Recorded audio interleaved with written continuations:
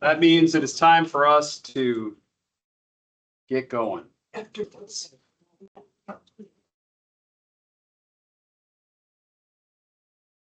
Oh, we scared people off from after last week. I don't know what we did, but.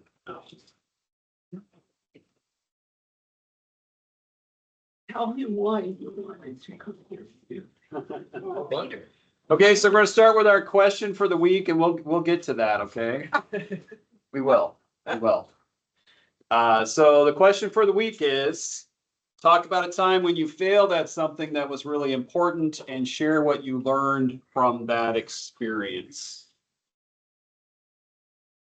So bare your soul yet again. That include marriage? You've been married No. before? Wow. Shots fired right in After front of 5 years, you should have walked away a long time. Really good point.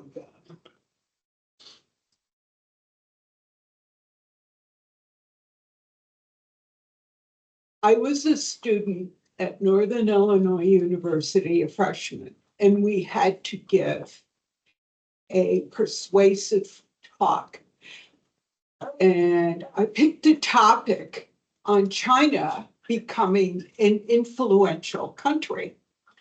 So I spent many hours in the library reading many magazines and articles. And it came to the time for me to give up and stand up and give persuasive speech. Well, it went all right, but the professor or the, what do they call them, student? A TA, thank you, did not like my opinion of China becoming an influential country. And so he gave me an F for the speech, which was it just crushed me. So it had the effect of killing your instinct for public speaking. But in current world affairs, I keep thinking of that speech and how right I was and how wrong he was. And I think it's gonna haunt me to the day I die. But yeah. I didn't realize you went to Northern Illinois University. 2 years. Yeah. And then we moved. I was just down the road from where my second congregation where I served, drove by there all the time. Anybody else have a time that they failed at something that was really important? And what did you learn from that? I had to give us, when I was in high school, there was our church, the nationwide conference had every year they have a speech thing. And the topic for the year was youth responsibility for world evangelization. Anyway. Light topic. Yeah, light reading, bedtime reading. Yeah. So anyway, I won, I guess, the one in our church, and then I went to the state one and went there too, and then I went to the national one. And I got up in front of the people and completely forgot every single thing else. I mean, I got like 2 paragraphs in and I just wound up just staring at people. I was just absolutely stage fright. So that didn't go as well as but what did I learn from it? Yeah. Other than speaking in front of people, I guess just doesn't always work, you know? And it's embarrassment is not one person only. I mean, everybody, I think more people were embarrassed for me than thinking I was terrible.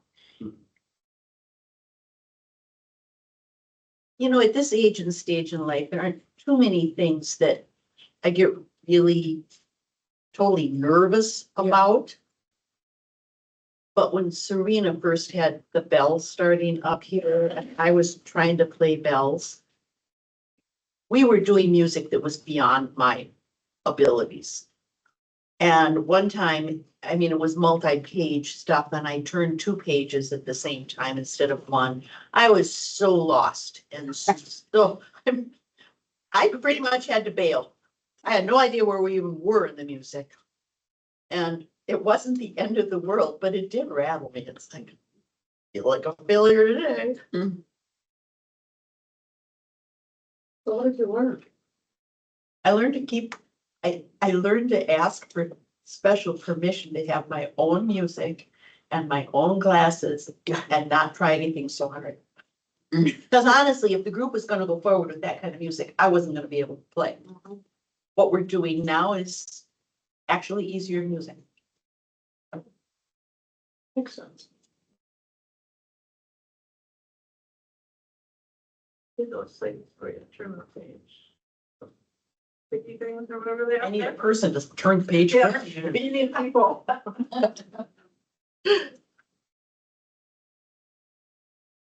I think I learned that it wasn't about me, it's about what I was saying.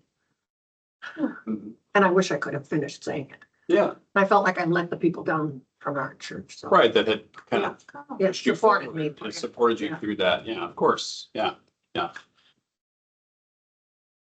Yeah, I can think of tons of times that I've failed at things. That's not a hard thing to figure out. I actually think probably the greater learning experience, I share this story every once in a while, but I had the JV basketball coach when I was in high school during halftime of a basketball game in front of the rest of the team, called me the biggest disappointment in school history. Oh. And In front of the team? in front of the team. Oh. Yeah. I mean, it's great coaching. Yeah, Great coaching certainly. right there. I mean, yeah. And and the reality is this. I was a big kid. I've always been a big kid. I have no killer instinct. You probably can get that from me. I have no killer instinct. So I was a lousy football player. I was a lousy basketball player. I did fine in track because then you're competing against Yeah. whatever you're competing against, kind of thing. But, I just didn't have that want to, want to hurt someone for my own gain. I just didn't have that. But one of the things, I mean, you can learn from those things and it takes time. And there are days that still hurts when I think about it. But the recognition that other people can't define who we are. Yeah. They could try to define who we are. They can try to put, whatever label they want to on us, but they can't, they can't control that in that sense.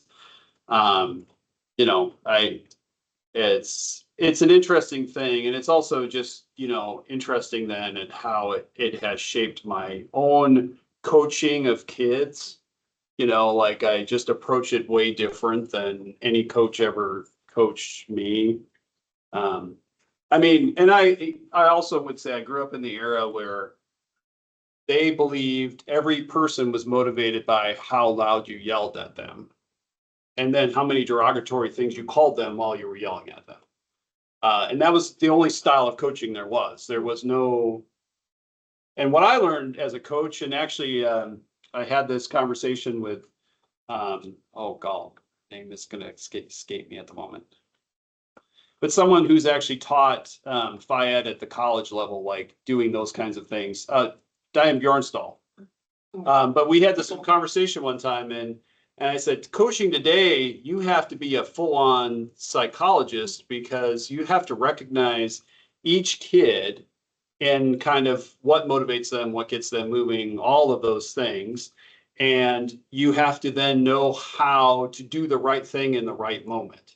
Like some kids, if you yell at them during the game, they'll shut down and they'll never do anything else for you. The other kid, you have to give them instruction as you're going. The other kid, you have to, so it's like you're constantly playing this game of psychology during a game to keep the kids motivated at the level that you want them to be motivated at. So it's an interesting change, I guess.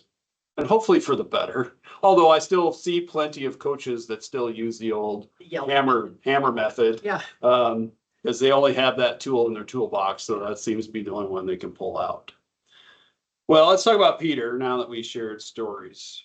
Unless somebody's really got another story they want to show. No, it's little. I never forgot my lesson. I hung out with a paper boy down the street that used to play basketball with me. I was kind of a tomboy and he had a go-kart and I fell in love with this go-kart. And I looked at it, I watched him work on it. And that was back in the sixties and my dad was so excited when he got rid of our push mower and got a motor. Oh, So I saw the opportunity. So one day I was in the garage and I shut the garage door and he was at work all day and I took it apart. His mower. Oh, it was hard to do, but I had all his tools and I had a piece of plywood. I put the motor on the plywood. I was gonna somehow make this go-kart. Oh, I can remember being so positive that it would work out and he'd be so proud of me. And I remember at the end of the day, that garage door opening, and not an electric one, but him Yeah. lifting it. And I remember seeing his feet, oh, knees, and then his face. And I got quite a whooping. But I was so positive that I could do that and that it would work that I've learned to shorten my expectations of myself. Never did get kudos to you. I got a good whooping. Did the mower get back put together? That's Oh, probably he'd the, take it in. yeah. I could take it apart, but he couldn't put it back. You had taken it apart well enough that there was no putting it back together, yeah. I never so sure of myself in my life. Buffalo Bills.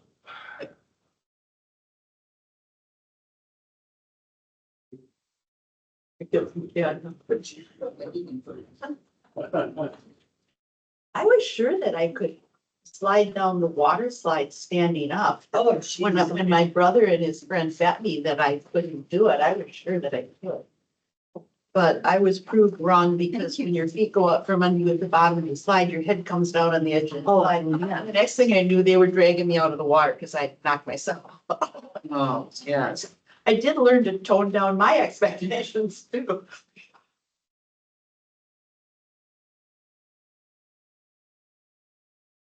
Siblings. The original, what doesn't kill you makes you strong. That's right. Yeah. Don't accept yours. Okay, so this picture, I think there's some familiar things in there, but there's some abstract art in here as well, I think, if you A spend some wounded time. heart. Seen ogre. What did you say, Cindy? An ogre, his Uh-huh. eyes, it's brown. Oh, yes, yeah, for I couldn't sure. see it on mine, but Yep.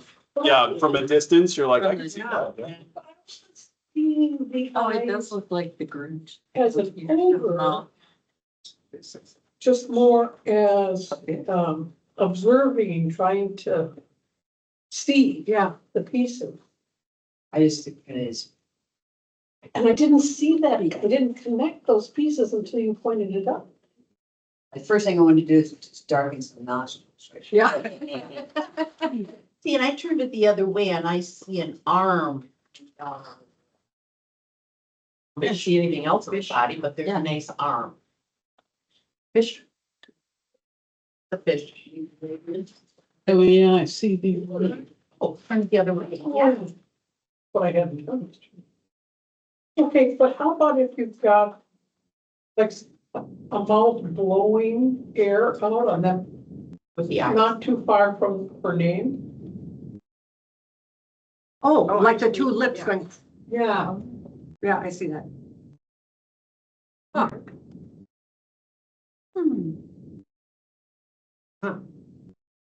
It's nothing else. It's just interesting what this, like this one feels like there's more image, Yeah, yeah. but that can also be day.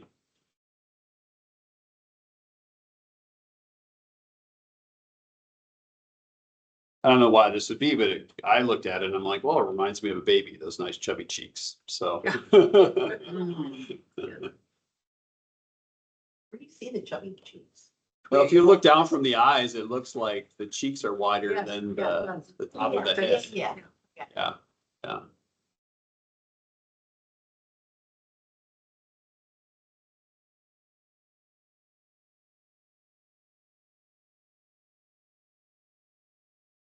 How do those colors make you feel? Oh, Mhm. Bold? Yeah. There's a bit of it, like a heart that is Mhm. dying. Mhm.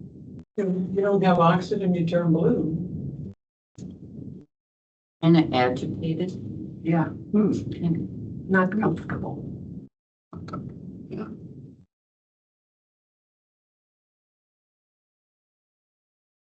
Hmm. Well, it's interesting at least what we see or might not see in an image.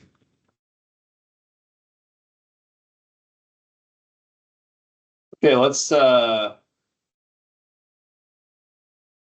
look at some scripture. We're going to stay in the Gospel of Luke today. So, nobody went and You want got the Bibles Bibles? today. You want the Bibles? There might be a few Bibles needed. You want the Bibles? I think you and Dot need one. Everybody else seems to have one. Marcy wouldn't, but oh, maybe Marcy. Marcy's wandering at the moment. I'm sure about it from the baby. So, That's her new job. right. She is in youth. So if you turn to Luke 9, and we'll wait for Dot to get back. Again, they picked one place to drop in on Peter's story, and I don't feel like that's necessarily helpful. We could have dropped it in even more places, but I at least picked. Kind of feels like last week, where if you're going to pick a low, you should pick a high as well. This week it's the pick the low, and I picked the high. So, so Luke 9. We're going to start at verse 18. Once, when Jesus was praying alone with only the disciples near him, he asked them, "Who do the crowds say that I am?" They answered, "John the Baptist, but others Elijah, and still others, the one of the ancient prophets has arisen." And I lost the page as I went to turn it. He said to them, "But who do you say that I am?" Peter answered, "The Messiah of God." He sternly ordered and commanded them not to tell anyone, saying, "The Son of Man must undergo great suffering and be rejected by the elders, chief priests, and scribes, and be killed, and on the third day be raised."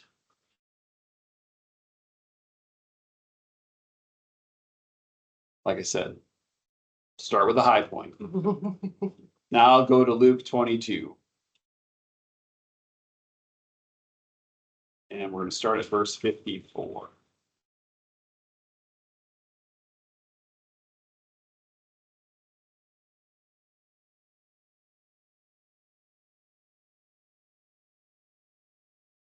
Luke 22:54. Then they seized Jesus and led him away, bringing him into the high priest's house. But Peter was following at a distance.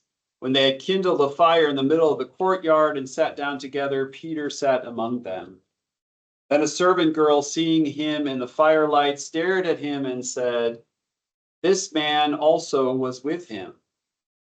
But he denied it, saying, "Woman, I do not know him." A little later, someone else, on seeing him, said, "You also are one of them." But Peter said, "Man, I am not." And about an hour later, still another kept insisting, "Surely this man also was with him, for he is a Galilean." But Peter said, "Man, I do not know what you are talking about."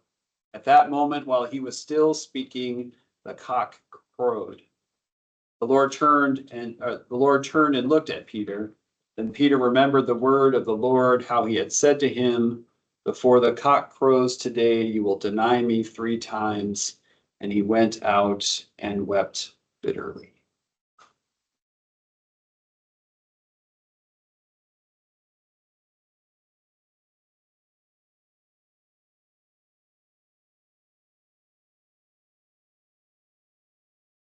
So Dick, here's your opportunity. Pardon? Here's your opportunity. What in Peter's story speaks to you? Well, like I told Dot, Peter is my favorite person in the Bible. He's every man. He's big and blustery, but when push comes to shove, he always seems to let someone down. That's why I like him. I love it. And I've got to study my history of the church because we know that Peter started the Roman Catholic Church. At least there's a cathedral to him in Rome. Yeah. So how did he get from there to there? So. Yeah, so I think for sure Peter is one of those people I think we can all relate to, where you can hit it out of the park 1 minute and the next minute you can strike out. And he does it more than once. These are just these two examples. But I think I think he's a great, if you're going to pick somebody in the Bible, I don't think he's a bad character to Human. pick. Yeah. He's very human. Yeah. Yeah. Very fearful. Yeah. What else about Peter's story speaks to you? Anything else? I think it's like it's like a trifecta of pain because it's like not just someone that he's mentored with, but I think they become really good friends, and that kind of pain is additional, like it's just magnified. Right. When Jesus first asked the question, who am I?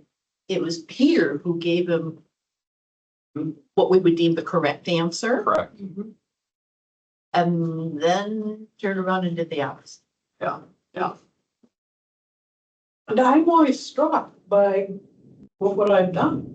I was thinking the same thing. In the same situation. Yeah. Yeah. Jesus has been arrested. You've seen it happen. And you see people that are angry, Right. and I'd be afraid that they're gonna take me. Right. Yeah, Fear is a weapon of the dark one. yeah, Yeah. yeah. Yeah. And Peter's idea of the big change, I mean, we know now what happened and he didn't know he didn't have an understanding of that, so. Right. He was Yeah. really. We had been told what was going to happen. He Right. didn't. And Somebody else was going he to had his happen. own picture of what he thought was gonna happen. Yeah.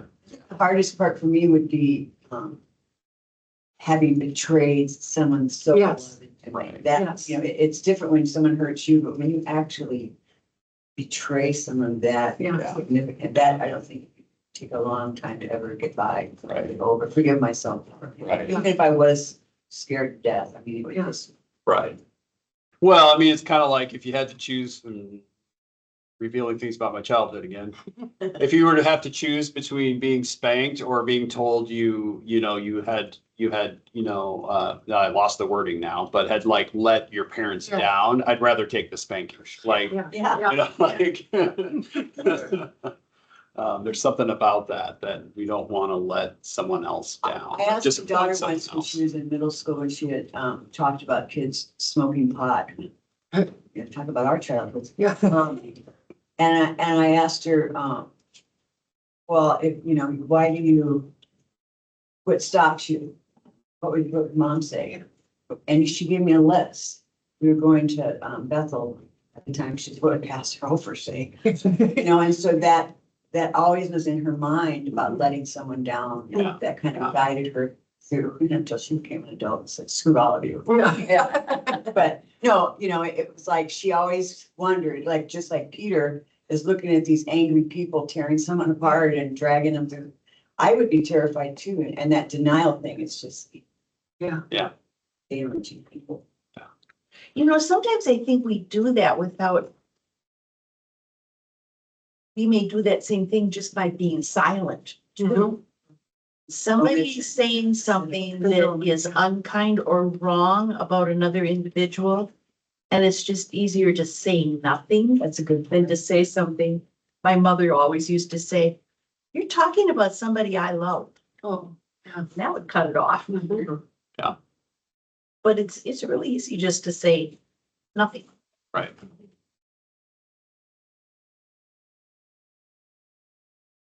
So what makes it difficult sometimes to do what we know is right? Fear. Fear, yeah. Here's a good one. Doubt. Doubt, yeah, Will they like me anymore? You know, Yeah. whatever, right. whatever group it Yeah. is. Yeah. Why me? Well, for like me, I'd like to be the one. Yeah. Yeah. Well, and sometimes doing what's right has consequences. Um, It also feels better. Mhm. But can I get over that hump? right, Yeah, right. Gotta get to the point that it feels To know better. that Yeah. I will feel better having whatever it is, said something. Or I will feel better to be kind rather than retort with something horrible. Yeah. That's hard. I liked Ellie's trying to do that. I mean, you praise them with, impact them with flattery and grace. Do so much.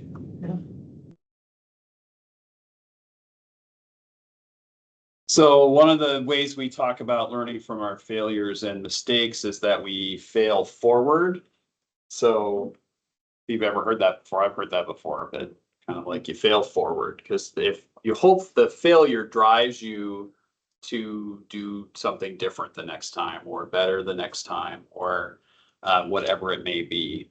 Do you have an experience of failing forward?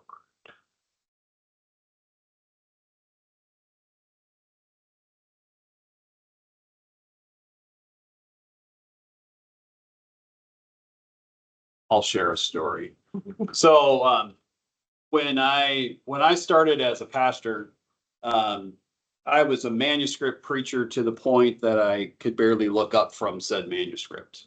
Um, and every word had to be written down. I couldn't wander off of that. If I got lost, I was in trouble, kind of all of the things. And towards the end of the very first call, there was a man in the congregation, and uh, I always say people who wanted to go to seminary but told they weren't could go to seminary by, in his case, his parents, because they needed him on the farm, often were the hardest parishioners because you're doing the thing they wanted to do and they figured they could do it better than you. And that's the nice way of saying it. I mean, I don't know that he would overtly say that. But he made a challenge to me one time, and it was close to when I had changed calls about just doing it different, whatever it might be. And so, like the next Sunday or I think it was my last Sunday there, I remember that was the first time I hadn't preached in the pulpit. I stood down, I just had an outline of some notes, and I preached the sermon.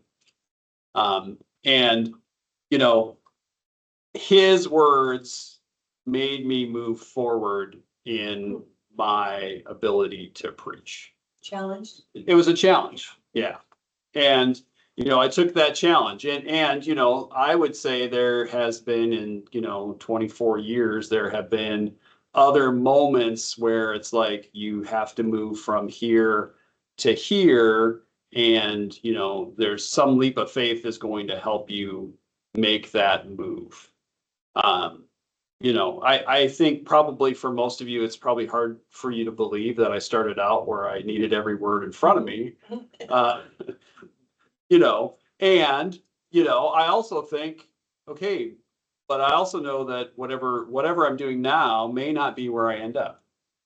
So there's a sense in which, that those progressions happen throughout life. It's part of growth. It's part of getting to know yourself. But I would call that failing forward because, it wasn't effective the way I was doing it, or it wasn't as effective as it could be. So in having that exposed in a sense, well, then that caused me to do it a little better.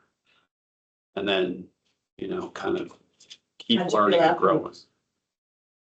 Well, I mean, I had a little bit of, look, I'd stuck it to him.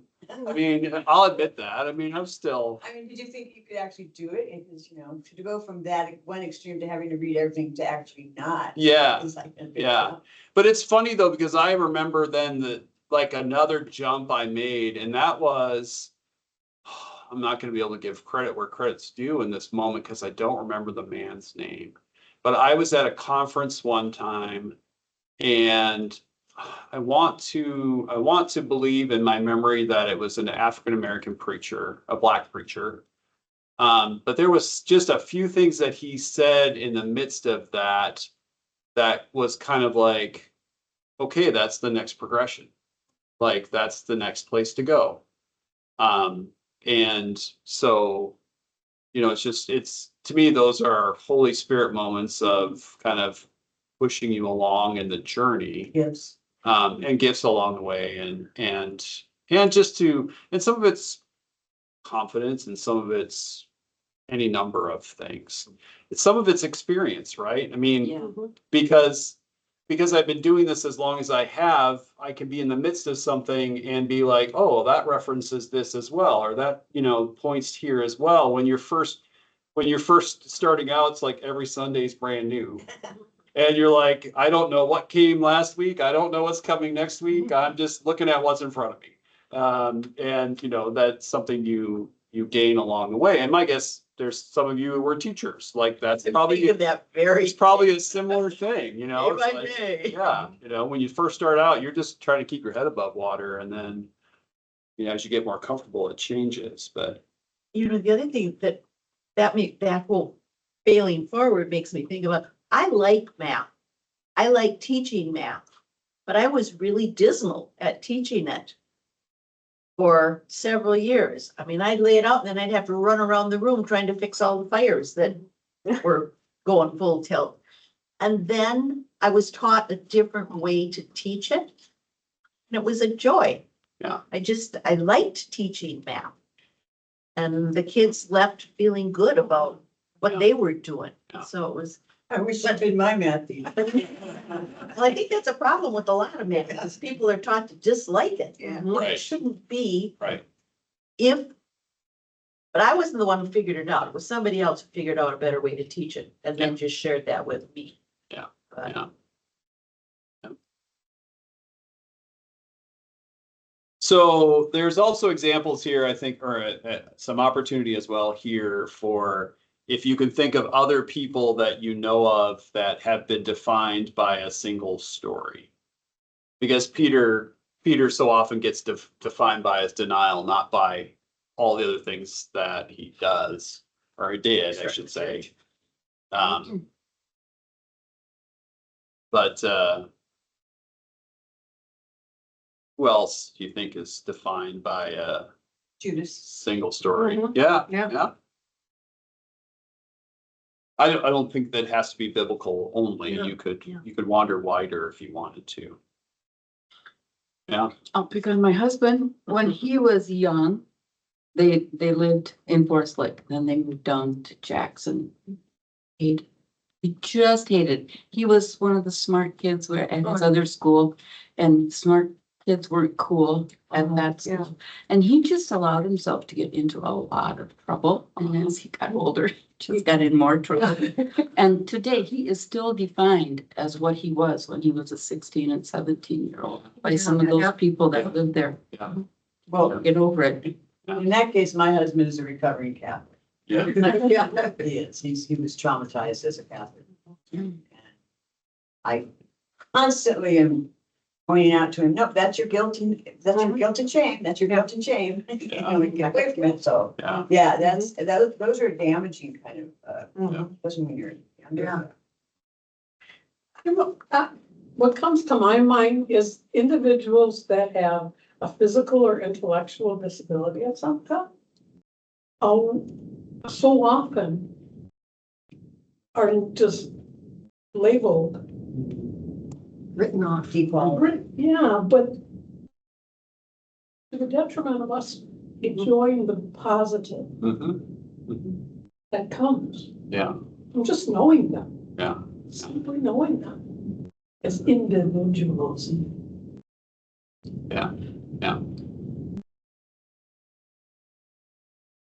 Any other thoughts about people defined by a single story? Well, I know when I was in Scotland, with a friend of mine, we went down to England and she was Scottish and they treated her like dirt down in England. They thought Americans were great, but then you go to other parts of Europe and you want to tell them you're from Canada. Yeah, yeah, Especially now. yeah. But, you know, and so it's like where you come from and Yeah. what, you know, what people assume about you because of where you come from. Yep. So that's, makes life more interesting. Right. Well, we use terms, right, in communities like, oh, they grew up on the other side of the tracks, or, Yeah. oh, Oh, yeah. you know, all those kind of things. And those, Trailer park. just where you lived defined something about you, whether it was true or not. And even the praise is used some of, I remember there was a singer and I think it was Carrie Underwood or somebody that every time when she was striking out and making famous, they always referred to her as a trailer park kid. Always. Oh, She grew yeah. up in a trailer park. She grew up in a trailer park, you know? It's Yeah. like, okay, so what? Yeah. You know, Right. It's like labels. Mhm. Yeah. Yeah. Well, my head went to, so when this place, Ezekiel, it was Norwegian, right? Didn't they have Norwegian services? Mhm. So you must have been an outsider if you Mhm. didn't speak fluent Norwegian. Right. Could you, or, you know, my mom grew up with it, and I was a kid when there was still a German service. Right. At her church. Yeah. Well, you're an outsider if you don't understand that. Yeah. Yeah. Yeah. I mean, Ezekiel switched pretty early in the grand scheme of things, but yeah, Sure. yeah.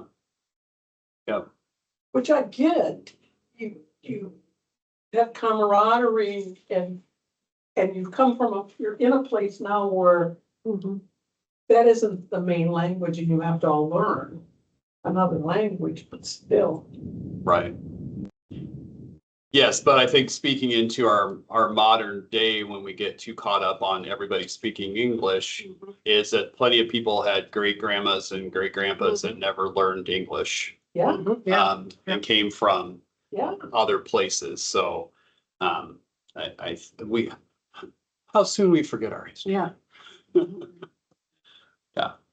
Yeah. So why do you think second chances are important? Because we'd all be dead in the water. Yeah. Right, right.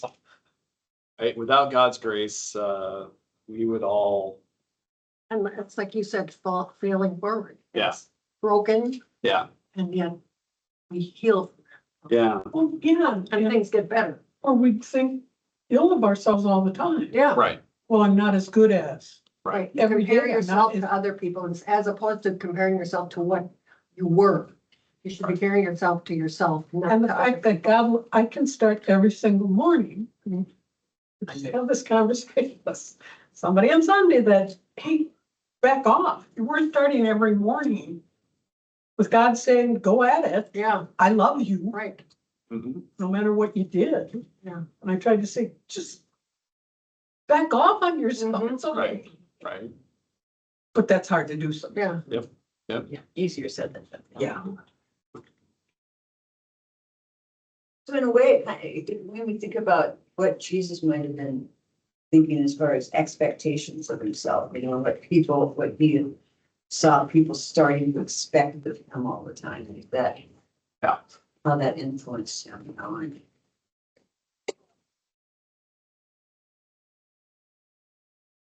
Well, and the fact that all those people that were like this guy, what does he think he's doing raising people from the dead, for goodness sakes? He must be an evil spirit. Well, he still said, but I love you. Mm-hmm. I will give you another chance.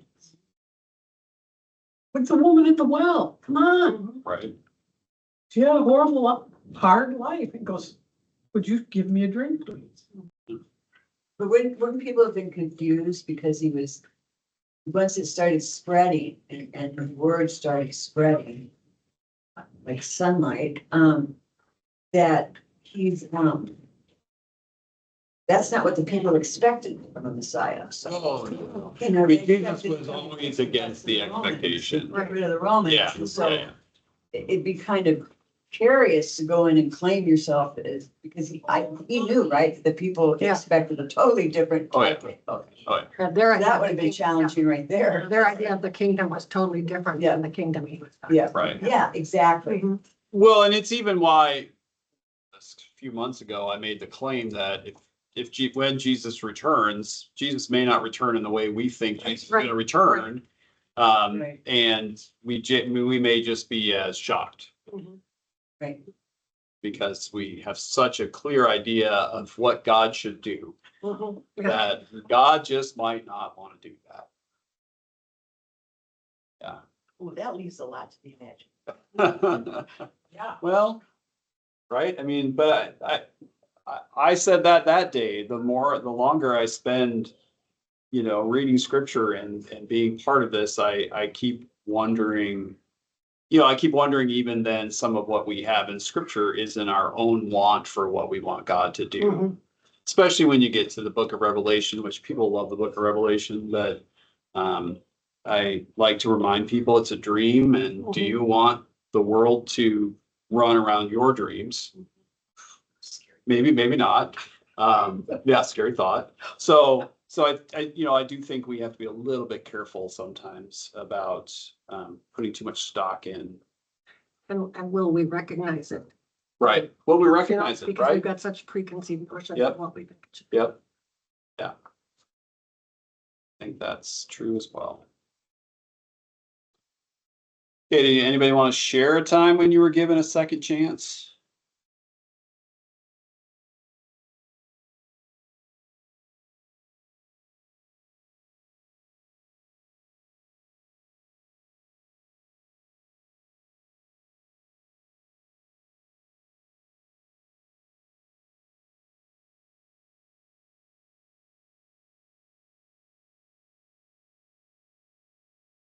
I think we're given second chances all the time. Mm-hmm. If we can accept it without flogging ourselves. Right, right, right.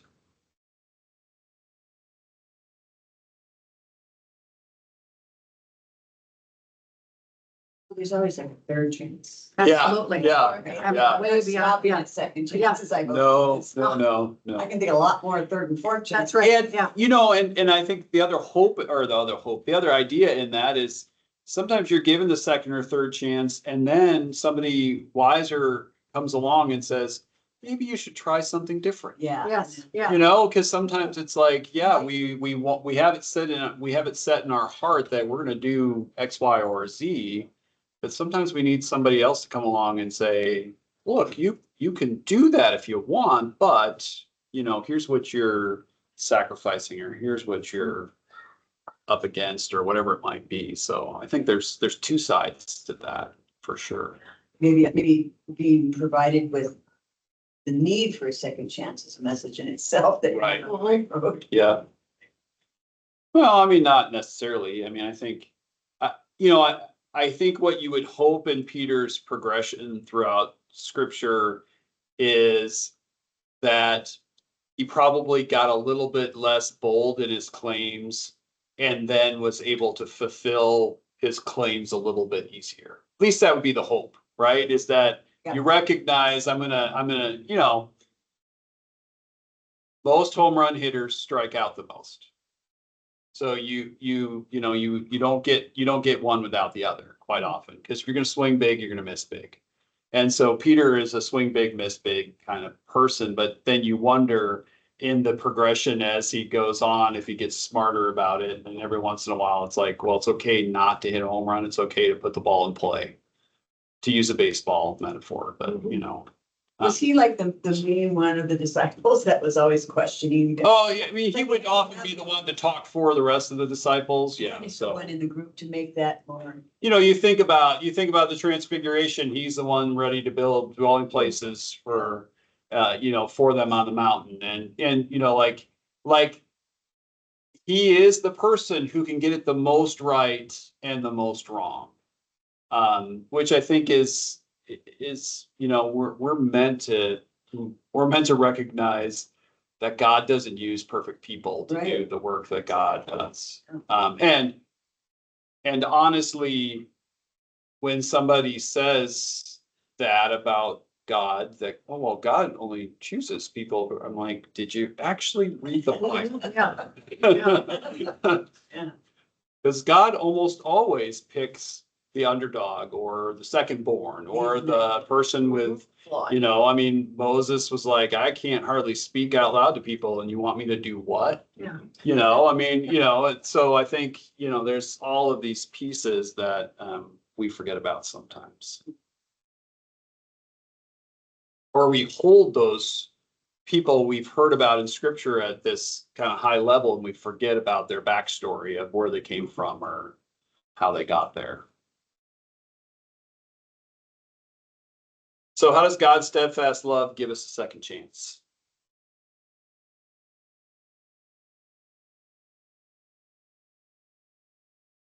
As we receive forgiveness over. Well, I always think of it from a parent's position, not giving your child a second chance. Yeah.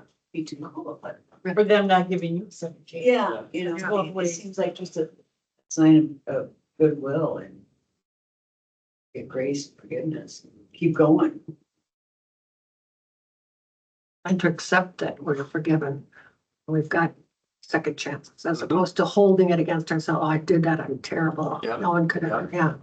Or even to recognize. Recognize that, right, that it's us If you that are have being, failure and then they just say, Yeah. screw it, yeah. up and Mhm.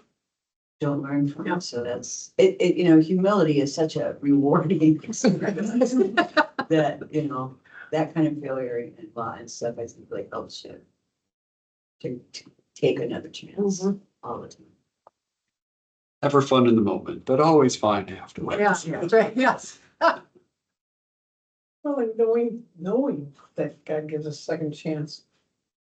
Intellectually, we don't have to aspire to be perfect. Right. Right, Because Jiminy. Right. it's hard. right. Yeah, I mean, Yes. yeah, there, and I won't remember it, and I don't know if it's in her office, but somebody gave Sarah paperweight and they changed the wording of it because like and it's something to the effect of what would you do if you knew you wouldn't fail?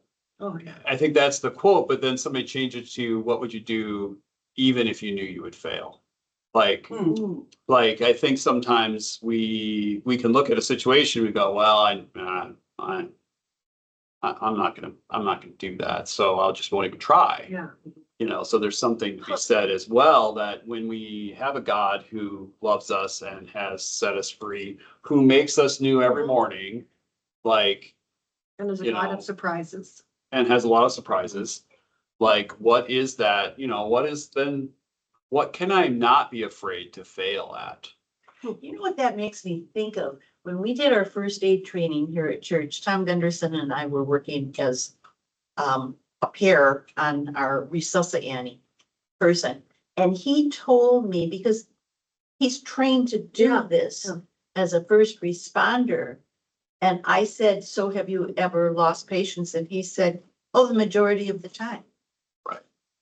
But that didn't mean he didn't try every time. Right, And I was really struck by that, Mhm. that he was just comfortable with knowing that he could try, but he might fail. yeah, But not even have to try. Right. And then he told me I was killing resuscitating because I was taking the pulse from the wrong side of the neck. Oh, there we go.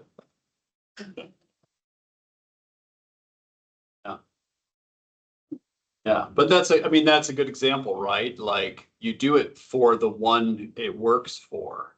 Or you do it for the one that get there in time, or the defibrillator, or you do it for the one that, yeah, whatever it might be. Because you could say, well, I know this doesn't work most of the time, so I'm just not gonna do it. Well, You try. yeah, yeah.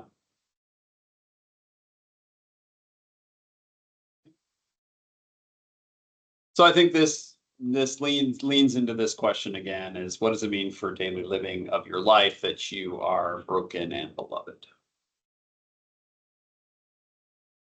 I think we've been talking about that, Mhm. but Kind of like nothing ventured, nothing gained. Yeah. I mean, it really does give us permission to risk. Even though we might not make it. I think it's such a gift that it reminds me daily that just because I'm beloved and forgiven doesn't mean I can just carry on and do whatever I want because I'm forgiven. That's right. You know, Yeah. I can You can't buy your way out of, so it's always a reminder, like trying to not let things come out of my mouth, that he's not gonna be pleased with. Right. That to me, that was very difficult. I mean, just little things, just to have that as a gift is not take it for granted, is what I guess I mean. Yeah. Where, Yeah. you just don't show up at church on Sunday and say, okay, I'm forgiven this week, and then And that's enough. I'm like, yeah. Well, and we have that tendency, or else Paul wouldn't have said, do we sin all the more so that grace abounds? By no means. So, Say that again, please. do we sin all the more so that grace abounds? And then he says, by no means. Yeah. So so our tendency can be, well, I'm forgiven. All bets are off, and that's not how we're supposed to approach it. People like that. Yeah.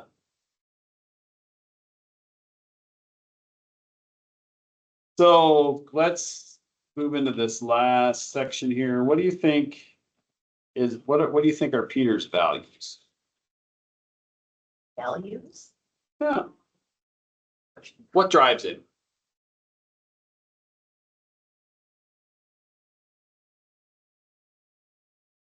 Well, he was all ready to stand up and be right there, be a champion, and then when it came right to it.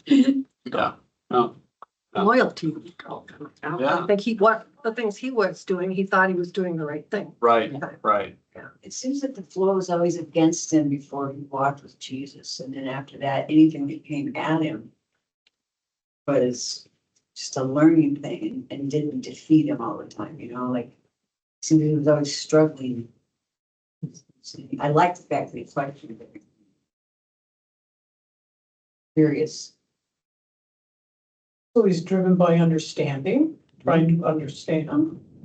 Maybe. Yeah. I think it's an open-ended question. So Yeah, he certainly didn't go out and hang himself after Yeah. he denied Jesus. right. Still showed up with the rest of the disciples. Right. Still, I think Couldn't there's do a lot. something to be said for that. Yeah, maybe that's why, because he felt more and more valued as it went on. Life was more valuable. Or the other 10 at that point didn't shun him Right. for what he had done. I mean, it's hard to say. We don't know some of those pieces, but or still look to him as some sense of the guide in a sense, even though he had denied Jesus. Didn't they scatter after that and hide, most of them? Well, it depends on which gospel you're in. It depends on, I mean, it depends on what gospel you're in. So, in most or at least a couple places, they're gathered together again. Yeah, And then that's when Jesus, initially they must have been terrified though. oh, for sure. What if he next? Oh, for sure. Yeah. Yeah. Yeah, I mean, and what's interesting is they're terrified at first of what might happen, and then eventually it does happen to many of them. But it didn't stop them from doing what they were called to do. So there's something about that once they recognized who Jesus was, it made them move forward in a different way. Now, it doesn't also mean that Peter still had his moments of I'm right and you're wrong, especially when he met Paul. Two of them didn't get along all that well. But you could also argue they were both very strong personalities. Yeah. So Difference between talking the word and walking. yeah. One of the best stories in the Bible is when they had that big meeting. Disciples called Paul and they wanted to know what he was up to. Yeah. And it was at the meeting where it was decided that Paul would go and do the out missionary, and Peter would stay and do the in missionary. Yeah.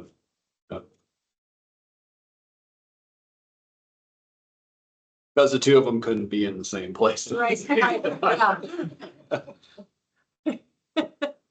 ain't enough room in this town for the both of us, right? And you know why? They're both so much alike. I think so. Yeah. In a lot of ways, they were a lot alike. Yeah. Yeah. Peter, they called him the Rock. Yeah. One place I read it said, Yeah. not because he was stable, it's because he was hard-headed. Yeah, So, stuck in his ways. mhm. So what do you think Peter was asked to be open to?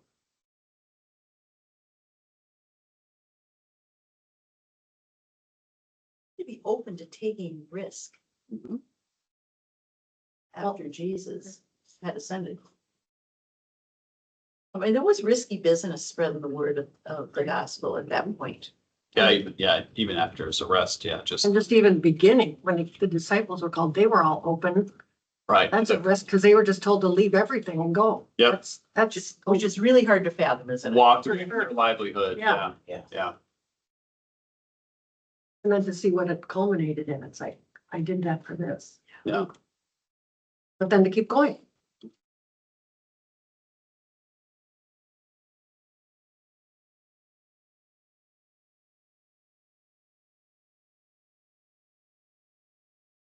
So voices that called to Peter. He had lots of voices calling to him, especially the voices of, surely you're one of those guys. And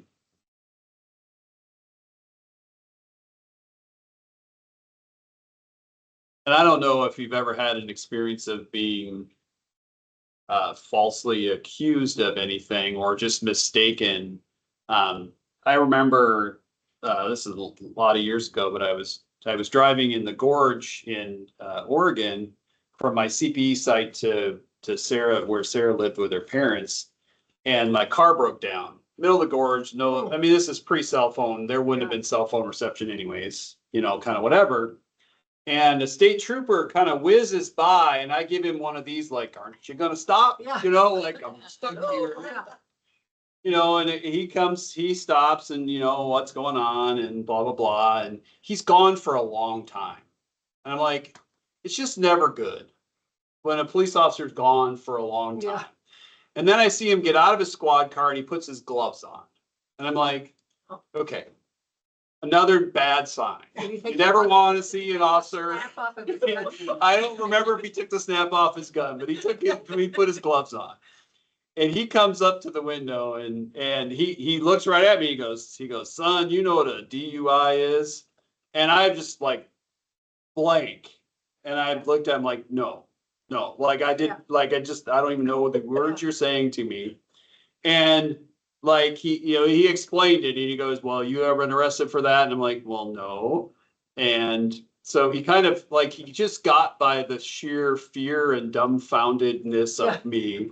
But he went back to his car and he's gone for a long time. How many He's gone. $60 are there? He's gone for a long time. And he comes back to the car and all he says is, well, good news for you. The guy we're looking for is 5'4" and 160 pounds, and it ain't you.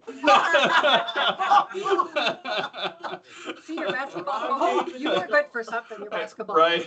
Right. But then I also had that moment of, hey, well, what if I would have been the right size, and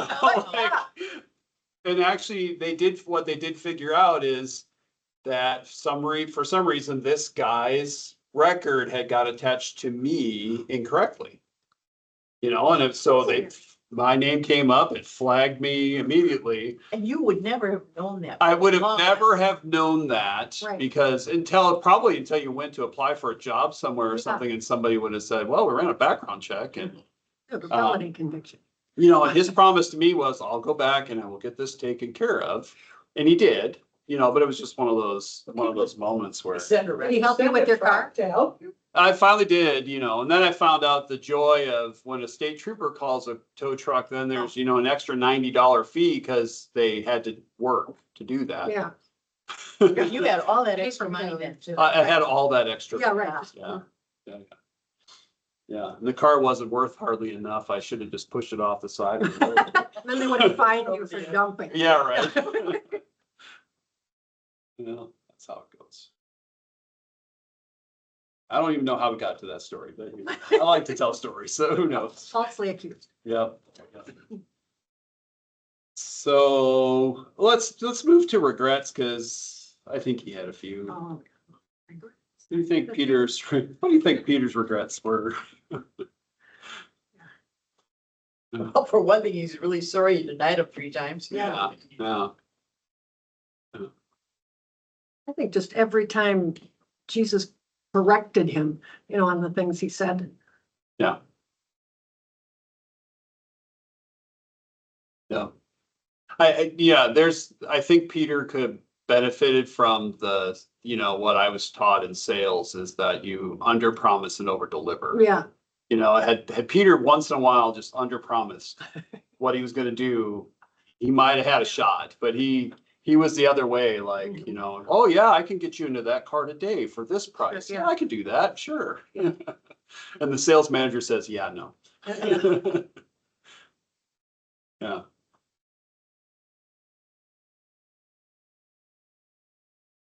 do you think?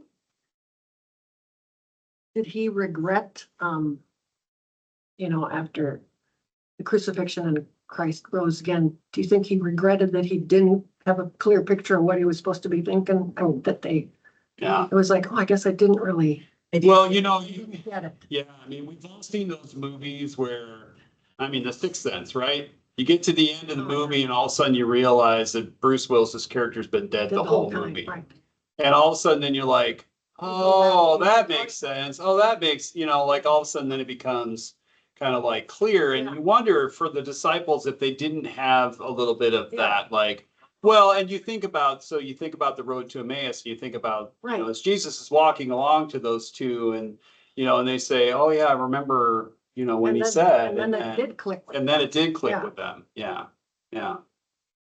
Yeah, I so mean, I were they think, even doubtful after he enabled them to go out and work some miracles? my guess is they still had doubts. Yeah. It seems so bizarre. I mean, Yeah. they must have. But it didn't go to their heads either, so. No. Good to me. But how, but they're sorting out, here's this guy you're obviously drawn to him, but he's doing stuff that they're not used to. Right, That's beyond what they That could, stuff. yeah. yeah. So you gotta regret, thinking back, you're going, oh man, if only I would've, Why didn't we see that? yeah. Yeah. Yeah.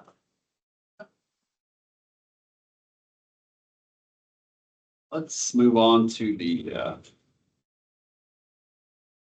let's move on and pray. Dear Jesus, thank you for always loving us. Sometimes, most of the time, often, we make mistakes. We do not always do what is right. We stumble and make the wrong choices. Forgive us. Help us to know that we are more than our mistakes. In your love, give us a second chance.